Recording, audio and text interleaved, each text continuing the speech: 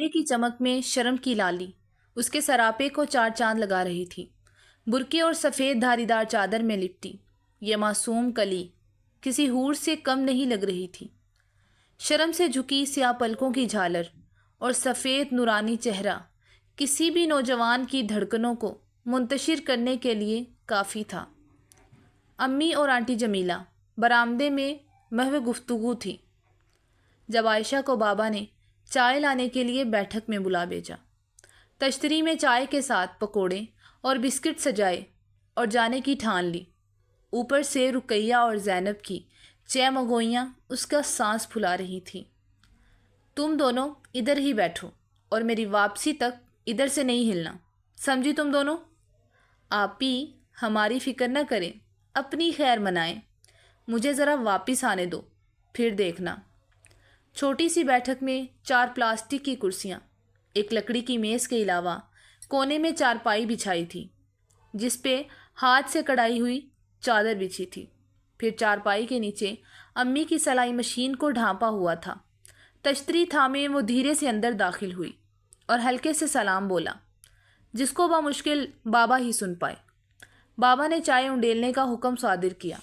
کانپتے ہاتھوں کے ساتھ انڈیلتے ہوئے نظر فوجی صاحب کے جوتوں پہ گئی۔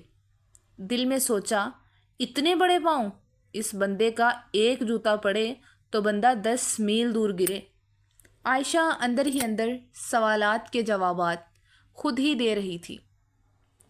عائشہ کا حسین سراپا کیپٹن مغیث کی دھڑکنوں کو بے ترتیب کیے جا رہا تھا۔ عائشہ کو تو ٹھنڈے پسینے آ رہے تھے۔ ایک دفعہ نظر اٹھانے کی کوشش کی لیکن مغیث کی والہانہ نگاہوں کی تاب نہ لا سکی تو فوراً نظروں کو جھکا لیا۔ بابا نے مغیث کو مخاطب کرتے ہوئے بولا، آپ کچھ پوچھنا چاہتے ہیں تو عائشہ سے پوچھ سکتے ہیں۔ عائشہ کی تو جان پہ بن رہی تھی۔ پہلے ہی اوپر کا سانس اوپر تھا اور ابھی سوال و جواب کا سلسلہ۔ یا اللہ تو ہی آسانی کر، دل ہی دل میں ورد کیے جا رہی تھی۔ انکل مجھے تو کچھ خاص نہیں پوچھنا ان سے، بس یہی کہ ان کو میرے مختلف علاقوں میں تبادلے سے کوئی اعتراض تو نہیں ہوگا۔ میرا مطلب ہے آپ لوگوں سے دوری۔ مغیث نے سوالیہ نظروں سے عائشہ کو چہرے کو اپنے حصار میں لے لیا۔ عائشہ نے فوراً گردن نفی میں ہلا دی۔ عائشہ آپ کو کچھ پوچھنا ہے تو آپ پوچھ سکتی ہیں مغیث سے۔ جی نہیں، مجھے اور کچھ نہیں پوچھنا۔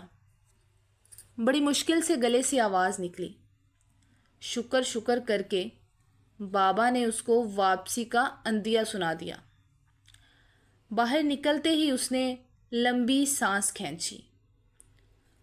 اوئے کمینے ظہیر، تجھے کتنے دنوں سے فون کر رہا ہوں، تو فون کیوں نہیں اٹھاتا؟ کدھر تھا؟ نہیں یار، بس ادھر ہی تھا۔ بس اس دن پارٹی سے رات واپسی پر ڈیڈ نے دھر لیا۔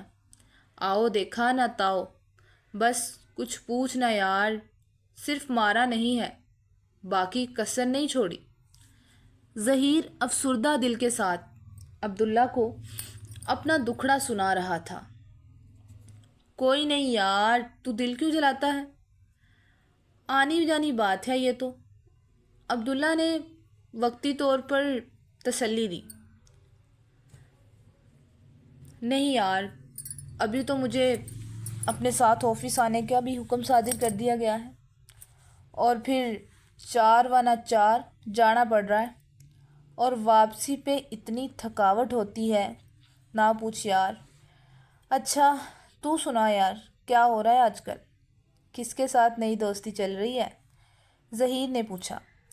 کوئی ایک ہو تو پوچھ، ابھی تو نام بھی یاد نہیں رہتے۔ اور تجھے یاد ہے وہ پارٹی کی رات والی سمیرا، وہ یار جس کو ہم نے گھر واپسی پہ لفٹ دی تھی؟ وہ بڑے میسیجز بھیج رہی ہے، ملنے کا بھی بہت اصرار کر رہی ہے، اور اس کا کسی دن چلتے ہیں اسے ملنے۔ ہاں ٹھیک ہے یار، ظہیر نے حامی بھر دی۔ اوئے چھٹی کب ہے تجھے؟ عبداللہ نے پوچھا۔ او یار ابھی 4 دن ہی تو ہوئے ہیں جاتے ہوئے، چھٹی کا پوچھا تو ڈیڈ نے میری درگت بنا دینی ہے۔ عبداللہ یار تو بڑے بھائی کا چہیتا ہے، سر پہ نہ والدین ہے جو پوچھ تاچھ کریں، اور بڑے بھائی نے تو تجھے انگلی کا چھالا بنا کے رکھا ہوا ہے، بالکل تجھے وہ اپنی انگلی کے چھالے کی طرح رکھتے ہیں۔ جتنی مرضی آوارہ گردی کر لے، تجھے تو کوئی پوچھنے والا بھی نہیں ہے۔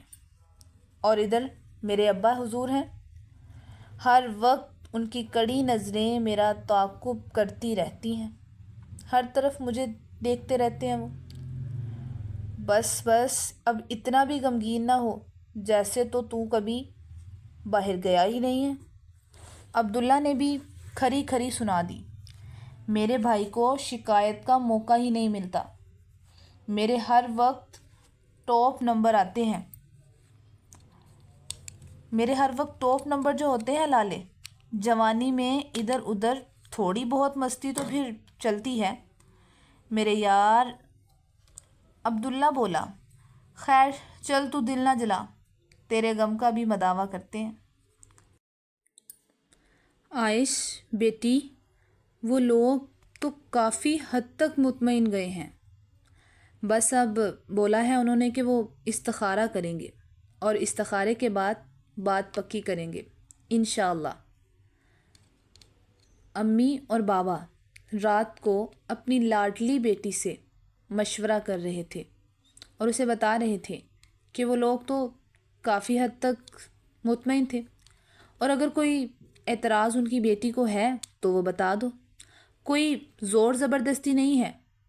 نہیں بابا، مجھے کیا اعتراض ہوگا؟ مجھے کوئی اعتراض نہیں ہے، جیسے آپ کو بہتر لگتا ہے کر گزریں۔ کیپٹن مغیث تو پہلی ہی نظر